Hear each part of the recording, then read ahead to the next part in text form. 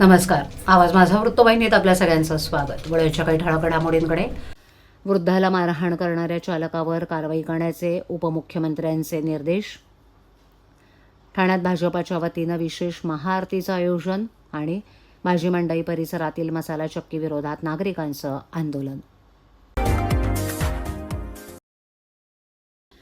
ठाण्यातील ज्युपिटर हॉस्पिटलजवळ एका वृद्धाला मारहाण करणाऱ्या परप्रांतीय चालकावर 307 कलमांतर्गत कारवाई करण्याचे निर्देश उपमुख्यमंत्री एकनाथ शिंदे यांनी ठाणे पोलीस आयुक्तांना दिलेत. काल संध्याकाळी रस्त्यावर थुंकणाऱ्या परप्रांतीय चालकाला एका वृद्धानं जाब विचारल्यानंतर या चालकानं खाली उतरून या वृद्धाला बेदम मारहाण केली होती. यावेळेस या परप्रांतीय चालकानं या वृद्ध व्यक्तीला मारण्यासाठी हातात दगड घेतल्याचंही स्पष्टपणे दिसतंय. अशा प्रकारे घाण केल्याचं लक्षात आणून दिल्यावरही जाब विचारणाऱ्याला गंभीर मारहाण होणार असेल तर ते कदापिही खपवून घेतलं जाणार नाही. या घटनेत या वृद्धाला गंभीर दुखापत झाली असून त्यांचा पाय फ्रॅक्चर झालाय. या घटनेचा व्हिडिओ व्हायरल झाल्यानंतर त्याची तात्काळ दखल घेत स्थानिक शिवसैनिकांनी या चालकाला शोधून अद्दल घडवून त्याला वर्तकनगर पोलीस स्थानकात आणून त्याच्यावर गुन्हा दाखल केला. मात्र ही घटना समजताच उपमुख्यमंत्री शिंदे यांनी या घटनेची गंभीर दखल घेत परप्रांतीय चालकावर हत्येचा प्रयत्न करण्याचा गुन्हा दाखल करण्याचे निर्देश ठाणे पोलीस आयुक्त आशुतोष डुमरे यांना दिलेत. पंतप्रधान नरेंद्र मोदी यांनी स्वतंत्र भारताच्या इतिहासात सर्वाधिक काळ पंतप्रधानपद भूषवण्याचा ऐतिहासिक विक्रम प्रस्थापित केल्याच्या पार्श्वभूमीवर ठाण्यात भाजपाच्या वतीनं विशेष महाआरतीचं आयोजन करण्यात आलं. वसंत विहार नाका येथील हनुमान मंदिरात पार पडलेल्या या कार्यक्रमात पंतप्रधानांच्या उत्तम आरोग्य, दीर्घायुष्य आणि देशाच्या सततच्या प्रगतीसाठी प्रार्थना करण्यात आली. यावेळेला भाजपा महाराष्ट्र प्रदेशचे सरचिटणीस तथा विधान परिषद आमदार निरंजन डावखरे यांनी मोदी सरकारच्या 12 वर्षाच्या कार्यकाळातील विविध कामगिरींचा आढावा घेतला. त्यांनी सांगितलं की गेल्या 12 वर्षात भारतानं जागतिक स्तरावर नवी ओळख निर्माण केली असून देशाला विकासाच्या नव्या उंचीवर नेण्याचं काम पंतप्रधान नरेंद्र मोदी यांच्या नेतृत्वाखाली झालंय. करोना महामारीच्या काळात जगभरातील अनेक देश आर्थिक संकटात सापडले असताना भारतानं केवळ परिस्थितीचा यशस्वी सामना केला नाही तर जगातील सर्वात वेगानं वाढणाऱ्या अर्थव्यवस्थांपैकी एक म्हणून स्वतःचं स्थान कायम राखलं, असं डावखरे म्हणाले. तसंच सध्या जगभरात युद्धजन्य आणि अस्थिर परिस्थिती असतानाही भारत आर्थिक आणि सामाजिकदृष्ट्या स्थिर असल्याचा दावा त्यांनी केला. पंतप्रधान मोदी यांच्या नेतृत्वामुळे भारताची जागतिक पातळीवर वेगळी ओळख निर्माण झाली असून पायाभूत सुविधा, डिजिटल क्रांती, संरक्षण, परराष्ट्र धोरण आणि जागतिक कल्याण योजनांमुळे देशाचा सर्वांगीण विकास झालाय, असं ते म्हणाले. यावेळेला त्यांनी विरोधकांवरही अप्रत्यक्षपणे टीका केली. देशाच्या प्रगतीकडे दुर्लक्ष करून काही जण केवळ राजकीय कारणांमुळे टीका करतायत, मात्र विकासाची कामं जनतेसमोर स्पष्टपणे दिसतायत. देशभरातील विविध मंदिरांमध्ये पंतप्रधानांच्या दीर्घायुष्यासाठी आरती आणि प्रार्थना करण्यात येत असल्याचं त्यांनी सांगितलं. दरम्यान समाजातील जातीय तेढ निर्माण करणाऱ्या जाहिराती आणि प्रचाराविरोधातही त्यांनी भूमिका मांडली. जातीभेदाला प्रोत्साहन देणाऱ्या कोणत्याही प्रकारच्या जाहिराती सहन केल्या जाणार नाहीत. अशा प्रकरणांमध्ये सरकारनं कठोर कारवाई करावी अशी मागणी केली आहे. या महाआरती कार्यक्रमाला भाजपाचे पदाधिकारी, कार्यकर्ते आणि नागरिक मोठ्या संख्येनं उपस्थित होते. महाआरतीचं आयोजन करण्यात आलेलं आहे. त्यामुळे इथेच नाही तर सगळ्याच ठिकाणी महाआरती होते आहे आणि नरेंद्र मोदींच्या दीर्घायुष्यासाठी केले जाते. काय सांगाल, कसा उत्साह आहे आणि एवढा नवीन विक्रम केलेला आहे, त्या विक्रमाबद्दल काय? मोदीजींच्या सरकारला 12 वर्ष पूर्ण झाले आणि एक नवा विक्रम खऱ्या अर्थाने मोदीजींच्या माध्यमाने पंतप्रधान पदावरती झालेला आहे. आपण बघितलं की या 12 वर्षाच्या कार्यकाळामध्ये देशाला एक वेगळ्या उंचीवरती नेण्याचं काम मोदीजींच्या माध्यमाने झालेलं आहे. कोविडच्या काळामध्येही आर्थिक परिस्थिती जगाच्या पाठीवरती सगळ्या देशांची ढासळत जात असताना भारत हा सक्षमपणे उभा राहिला. त्याचबरोबर आज युद्धजन्य परिस्थिती जगावरती असतानाही आज भारताची इकॉनॉमी ही स्टेबल आहे आणि अनेक क्षेत्रांमध्ये मध्ये AI असेल, डेव्हलपमेंट असेल, या सगळ्या इन्फ्रास्ट्रक्चर असेल, या सगळ्या कामांमध्ये भारत या देशाने आपल्या हिंदुस्थानाने फार चांगली उपलब्धी ही केलेली आहे आणि मोदीजींच्या माध्यमाने एक ओळख ही भारताची पूर्ण देशामध्ये झालेली आहे. आम्ही सगळेच भारतीय जनता पार्टीचे कार्यकर्ते आज देशभर ठिकठिकाणी वेगवेगळ्या मंदिरामध्ये, कोण गुरुद्वारामध्ये असेल, कोण जैन मंदिरामध्ये असेल, आज हनुमान मंदिरामध्ये आम्ही या इकडे आरती घेऊन या सरकारची आणि त्याचबरोबर मोदीजींच्या दीर्घायुष्यासाठी आम्ही निश्चितपणे देवाकडे प्रार्थना करतोय आणि हा देशाचा आपला विकास हा असाच उंचावत राहून दे अशी देवाचरणी आमची प्रार्थना आहे. सर्वच भारतीय नागरिकांना चांगली परिस्थिती, चांगली आर्थिक परिस्थिती, सुफलाम सुफलाम आपला देश होऊ दे हीच देवाचरणी प्रार्थना आहे. महात्मा फुले भाजी मंडई परिसरातील मसाला चक्कीमुळे होत असलेल्या ध्वनी आणि वायू प्रदूषणाच्या विरोधात स्थानिक रहिवाशांनी ठाणे महानगरपालिका मुख्यालयासमोर आंदोलन छेडले. मसाला चक्कीमधून निर्माण होणारा मोठा आवाज आणि परिसरात पसरत असलेल्या मसाल्याच्या धुरामुळे नागरिकांना विविध समस्यांना सामोरं जावं लागतंय. स्थानिक रहिवाशांच्या म्हणण्यानुसार मसाला चक्कीच्या सातत्यानं होणाऱ्या आवाजामुळे परिसरातील लहान मुलं, ज्येष्ठ नागरिक तसंच आजारी व्यक्तींना मोठा त्रास सहन करावा लागतोय. शिवाय मसाल्याच्या कणांमुळे आणि धुरामुळे श्वसनाचे विकारही वाढत आहेत. या समस्येकडे पालिका प्रशासनाचं लक्ष वेधण्यासाठी नागरिकांनी ठाणे महापालिका मुख्यालयासमोर निदर्शनं केली. संबंधित मसाला चक्की ही तात्काळ बंद करावी किंवा ती रहिवासी भागातून अन्यत्र हलवावी अशी मागणी आंदोलनकर्त्यांनी केली आहे. दरम्यान नागरिकांच्या आंदोलनामुळे या प्रश्नाकडे प्रशासनाचं लक्ष वेधलं गेलं असून याबाबत पालिकेकडून काय निर्णय घेतला जातो याकडे परिसरातील रहिवाशांचं लक्ष लागून राहिलंय. माझं नाव सुजाता वरे आहे. मी महात्मा फुले मार्केटमध्ये महावीर कुंजमध्ये राहते. तर गेले 2-3 वर्ष झाले कंटिन्युअसली आवाज येत राहतो आणि त्यामुळे असं होतं की आम्हाला ना झोप व्यवस्थित मिळते ना, मुलांचे अभ्यास व्यवस्थित होतात. परत आजार पण वाढले, त्यामुळे दमा, सर्दी, खोकले होतात. कारण कंटिन्युअसली त्या मसाल्याचा जे वास येत राहतो ना त्याने त्रास होतो. परत आमचे दुकानं सुद्धा आहेत तिथे, तर आमचे जे मिस्टर जातात, सकाळी जातात ते रात्री येतात, तर त्यांनाही भयंकर त्रास होतो. अधनं आजारपणं चालू असतात. त्यामुळे असंही होतं. मध्यंतरी प्रशासनाने येऊन कारवाई केली होती, पण परत आता ती सुरुवात झाली आहे. तर काय, कोण त्यांना पाठिंबा देते याचा जरा पाठपुरावा करून आम्हाला कायमस्वरूपी यातनं सुटका मिळेल ह्याची काळजी घ्यावी ही विनंती आहे. आजच्या सोशल मीडियाच्या युगात नकारात्मक आणि वादग्रस्त घटनांना झटपट प्रसिद्धी मिळते. मात्र समाजासाठी निस्वार्थपणे आणि प्रामाणिकपणे काम करणाऱ्या व्यक्तींच्या कार्याची दखल घेतली जात नाही अशी खंत काही निवृत्त पोलीस अधिकाऱ्यांनी व्यक्त केली आहे. पोलीस दलातील काही व्यक्तींच्या चुकीच्या कृतींना सोशल मीडियावर वारंवार प्रसिद्धी दिली जाते. त्यामुळे संपूर्ण पोलीस दलाची प्रतिमा मलिन होत असल्याचं मत त्यांनी मांडलंय. पोलिसांकडून दररोज अनेक चांगली कामं होतात. गुन्हे उघडकीस आणणं, नागरिकांना मदत करणं, आपत्तीच्या काळात मदतीला धावून जाणं अशा अनेक सकारात्मक कार्याची मात्र पुरेशी दखल घेतली जात नाही असं त्यांनी सांगितलं. यावेळेला निवृत्त पोलीस अधिकाऱ्यांनी आपल्या सेवा काळातील अनेक आठवणींना उजाळा दिला. नागरिकांच्या सुरक्षेसाठी केलेले प्रयत्न, कठीण परिस्थितीत पार पाडलेल्या जबाबदाऱ्या आणि समाजहितासाठी केलेल्या विविध कामांची माहिती त्यांनी सांगितली.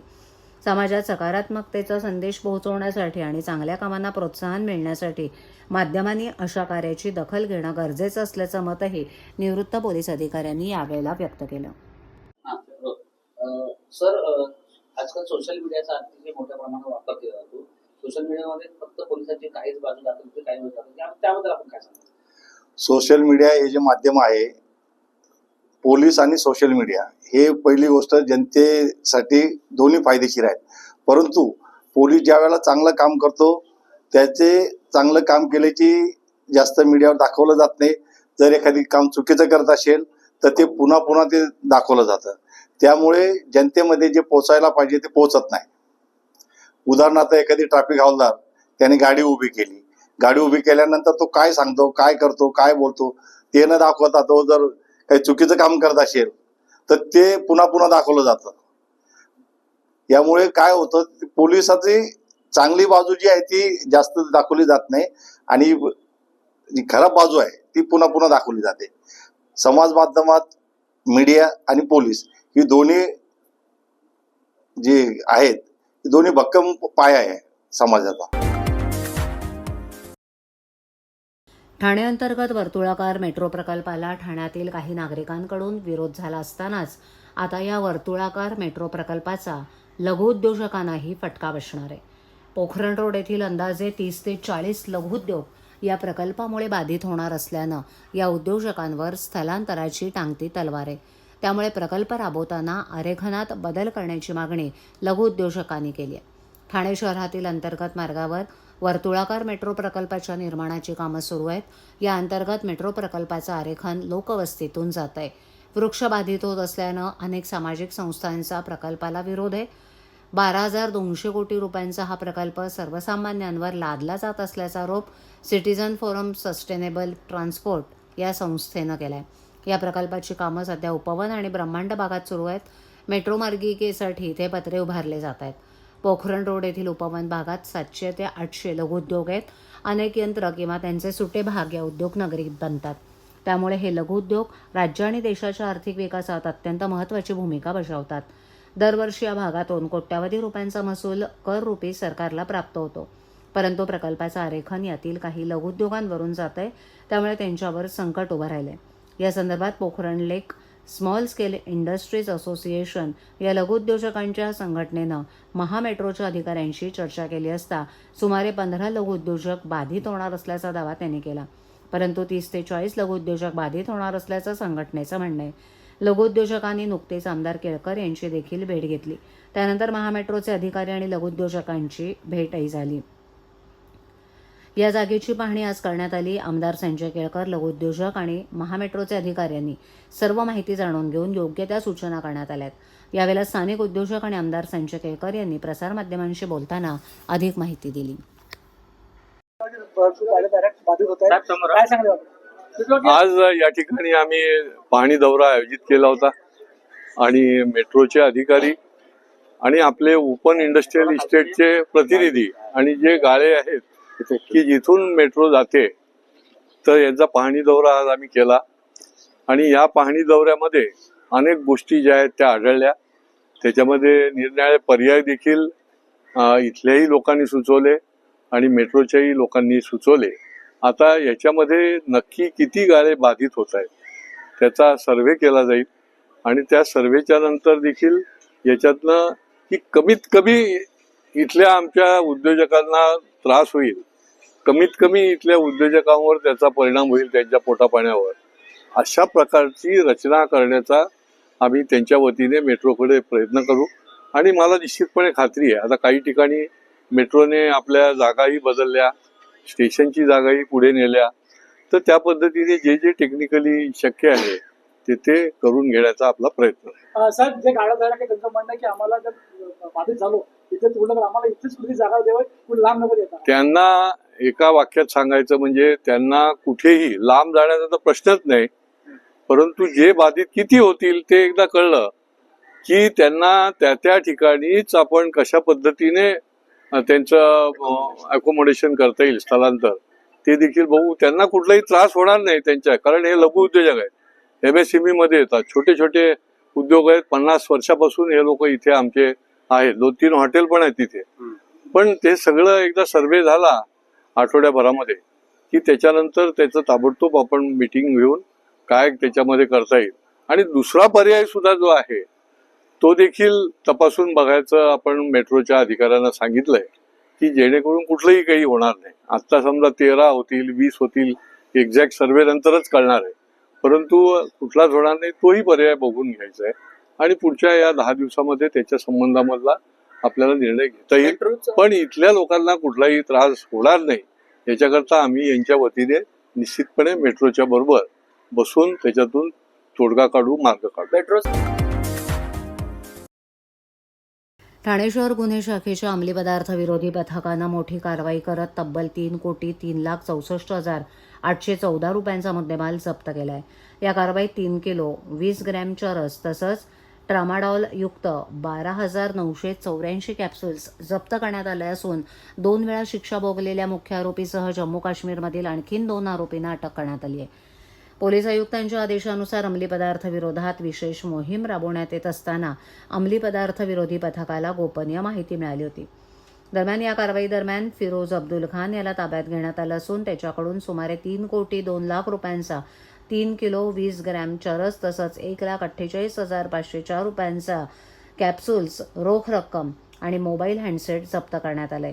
तपासादरम्यान तांत्रिक विश्लेषणाच्या आधारे जम्मू काश्मीरमधील 2 आरोपींना अटक करण्यात आली असून मोहम्मद अशरफ गुलाम अहमद शेदा याला 19 मे रोजी अटक करण्यात आली, तर शौकत अजीज मीर उर्फ जुबेर याला 6 जून रोजी जम्मू काश्मीरमधील संवेदनशील भागातून ताब्यात घेण्यात आले. दरम्यान मुख्य आरोपी फिरोज अब्दुल खान याच्या विरोधात यापूर्वीही एनसीबी अहमदाबाद आणि एनसीबी जम्मू इथे एनडीपीएस कायद्याअंतर्गत गुन्हे दाखल असून त्याला 2 वेळेला शिक्षा झाली असल्याची माहिती पोलिसांनी दिली. ही कारवाई सहपोलीस आयुक्त डॉक्टर पंजाबराव उगले, पोलीस उपायुक्त अमरसिंग जाधव आणि सहाय्यक पोलीस आयुक्त विनय घोरपडे यांच्या मार्गदर्शनाखाली झाली. अंमली पदार्थ विक्री, साठवणूक, वाहतूक किंवा सेवनाबाबत माहिती असल्यास नागरिकांनी अंमली पदार्थ विरोधी पथक, गुन्हे शाखा, ठाणे शहर यांच्याशी संपर्क साधावा असं आवाहन पोलिसांनी केलं. गुन्हे शाखेच्या अंमली पदार्थ विरोधी पथकाचे पोलीस हवालदार अमोल देसाई यांना माहिती मिळाली होती की खारेगाव टोल नाक्याजवळ काही इसम हे चरस हा अंमली पदार्थ विक्रीसाठी येणार आहे. त्या अनुषंगानं अंमली पदार्थ विरोधी पथकाचे पोलीस निरीक्षक जनार्दन सोनवणे, सहाय्यक पोलीस निरीक्षक सोमनाथ पाटील आणि त्यांच्या टीमने एसीपी विनय घोरपडे यांच्या मार्गदर्शनामध्ये सापळा कारवाई आयोजित केली, ज्यामध्ये फिरोज खान राहणार अंकलेश्वर गुजरात याला ताब्यात घेण्यात आलं. त्याच्याकडून एकूण 3 किलो चरस आणि 12,000 ट्रॅमोडॉल मेडिसिनल टॅबलेट असा एकूण मुद्देमाल जप्त करण्यात आला, ज्याची किंमत अंदाजे 3 कोटी रुपये आहे. या गुन्ह्याच्या अनुषंगानं तांत्रिक तपास आणि अधिक माहिती घेतली असता सदरचा अंमली पदार्थ हा जम्मू काश्मीर राज्यातून पुरवला गेल्याची माहिती निष्पन्न झाली. त्या अनुषंगानं अंमली पदार्थ विरोधी पथकाची टीम ही जम्मू काश्मीर येथे गेली. त्या गुन्ह्याच्या तपासामध्ये 2 आरोपी निष्पन्न झाले. एक मोहम्मद अशरफ हा राहणार अनंतनाग जम्मू काश्मीर आणि दुसरा शौकत अजीज मीर राहणार कुपवाडा जम्मू काश्मीर. या दोन्ही आरोपींना अंमली पदार्थ विरोधी पथकाच्या टीमने जम्मू काश्मीर येथून ताब्यात घेतलं, त्यांना अरेस्ट करण्यात आलेली आहे. यामध्ये शौकत अजीज मीर याची पोलीस कोठडी ही 12 जूनपर्यंत आहे. त्याचबरोबर फिरोज खान मुख्य जो आरोपी आहे त्याची देखील सध्या न्यायालयीन कोठडी आहे. त्याला आम्ही पुन्हा पोलीस कोठडीमध्ये घेऊन अधिक तपास करीत आहोत. याच्यामधील मुख्य आरोपी फिरोज खान याच्यावर यापूर्वी एनसीबी कडून 2 गुन्हे दाखल आहेत. एक 2008 मध्ये त्याच्याकडून चरस 11 किलो चरस जप्त करण्यात आला होता आणि 2017 मध्ये 10 किलो चरस जप्त करण्यात आलं, ज्यामध्ये त्याला कन्व्हिक्शन झालेलं आहे, शिक्षा झालेला आहे. तो शिक्षा भोगून पुन्हा जेल रिलीज झाला होता, जामीन ह्याच्या जेलमधून सुटला होता. पुन्हा त्यानं अशा प्रकारचा गुन्हा केलेला आहे. सदरच्या तपासामध्ये सदरचा मुद्देमाल हा जम्मू काश्मीर मधून सप्लाय झाला, त्याचबरोबर भारताच्या अनेक राज्यामध्ये देखील सप्लाय झाल्याची माहिती निष्पन्न झालेली आहे. याबरोबर या गुन्ह्यामध्ये अजून कुठल्या आरोपींचा सहभाग आहे का, यांचे कोण साथीदार आहेत का, याचा देखील अंमली पदार्थ विरोधी पथकाची टीम तपास करत आहे.